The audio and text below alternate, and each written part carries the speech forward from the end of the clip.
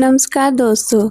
नवरात्रि में किस दिन माँ दुर्गा को क्या भोग लगाएं? इस चीज का भोग लगाने से नहीं रुकेगी धन वर्षा। नवरात्रि के 9 दिनों तक देवी माँ के अलग अलग रूपों की पूजा करने का विधान है।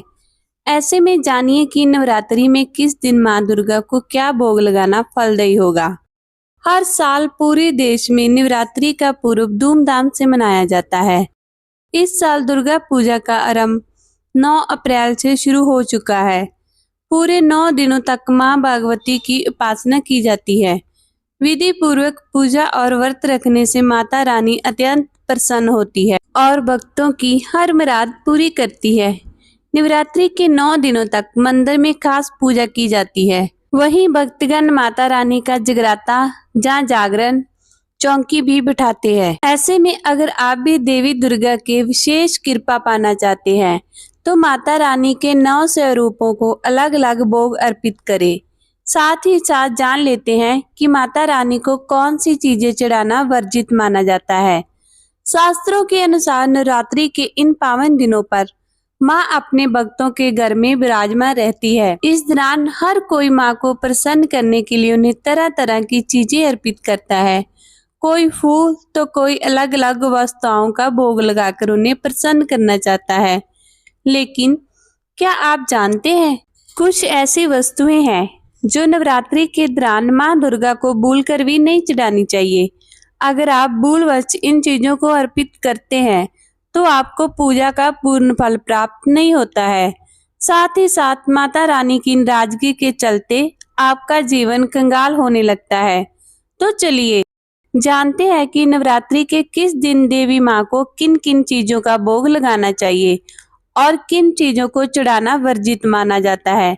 तो चलिए दोस्तों पहले जानते हैं माता रानी को कौन सी चीजें चढ़ाना वर्जित माना जाता है। लेकिन उससे पहले अगर आप भी चाहते हैं कि लक्ष्मी माता का आशीर्वाद आप पर बना रहे तो इस वीडियो को एक लाइक करें और चैनल को सब्सक्राइब कर ले और कमेंट बॉक्स में जय लक्ष्मी माता जरूर लिखें।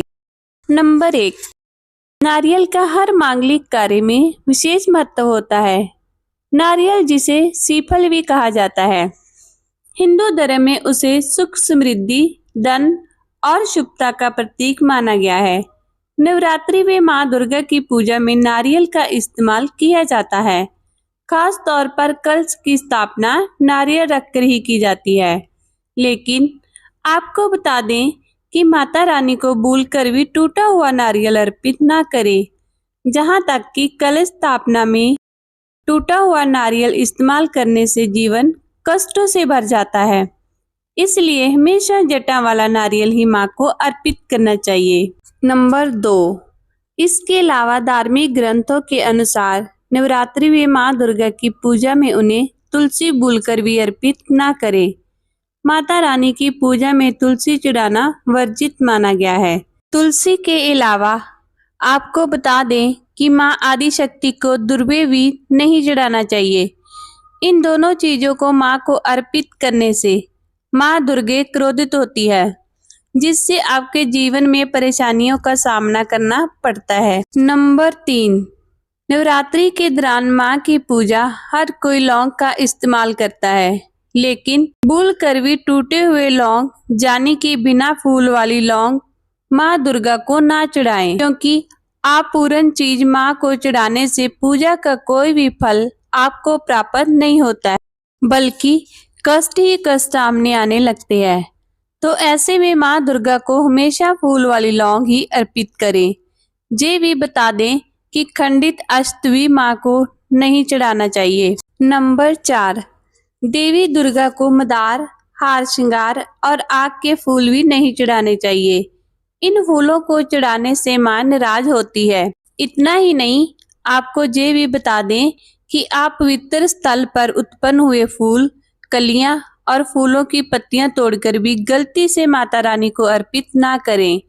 इसके अलावा माँ को जो फूल अर्पित कर रहे हैं उन्हें सूंघे नहीं, यानी कि सूंघे हुए पुष्प, गिरे हुए पुष्प और मुरझाए हुए पुष्प माँ को ना चढ़ाएं। इससे जीवन में आपको आर्थिक तंगी झेलनी पड़ती है। बता दें कि माँ को हमेशा लाल रंग के पुष्प ही अर्पित करें।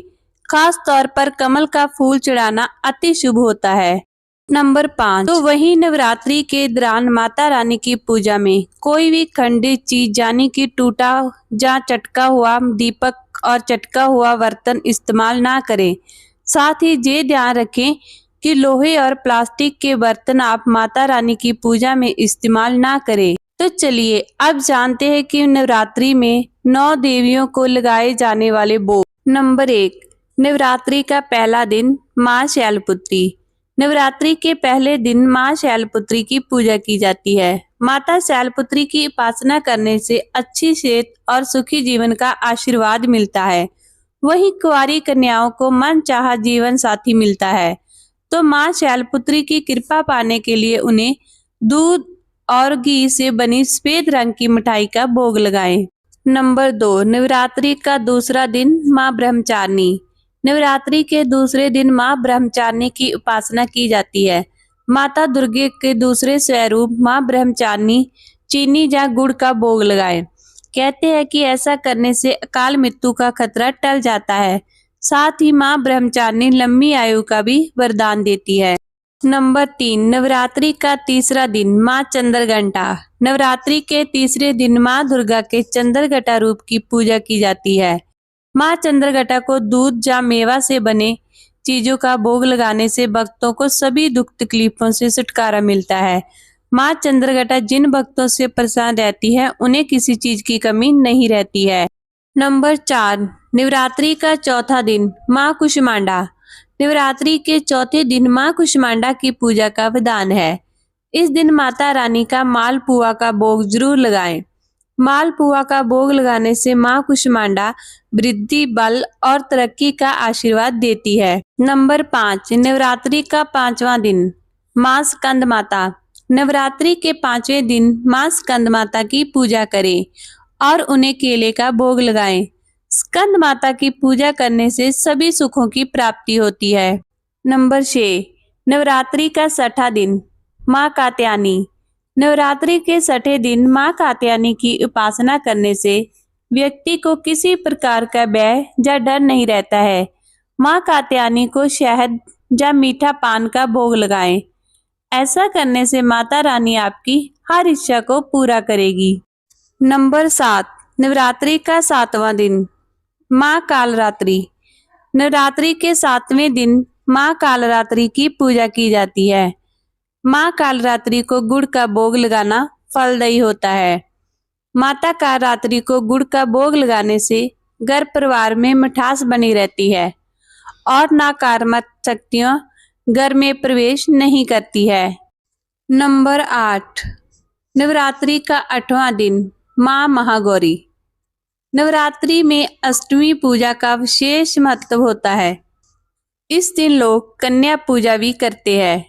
नवरात्रि के 8वें दिन माँ गौरी की पूजा की जाती है। माता गौरी को नारियल और खीर का भोग लगाना चाहिए। ऐसा करने से माँ गौरी आपकी हर अधूरी मुराद पूरी करेगी। नंबर 9, नवरात्रि का 9वां दिन माँ सिद्धिदात्री। नवरात्रि में नवमी पूजा भी खास महत्व रखती है। नवमी के दिन माँ सिद्धिदात्री की पूजा की जाती है। इस दिन माँ सिद्धिदात्री को चने और हलवे का भोग लगाएं। नवमी के दिन भी कन्याओं को भोजन करवाया जाता है। ये तमाम जानकारी जन रुचि को ध्यान में रखकर दी जा रही है। ज्योतिष और धर्म के उपाय और सलाहों को अपनी आस्था और विश्वास पर आजमाएं।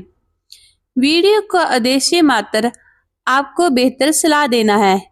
इस सदवे में हम किसी प्रकार का कोई दावा नहीं करते हैं।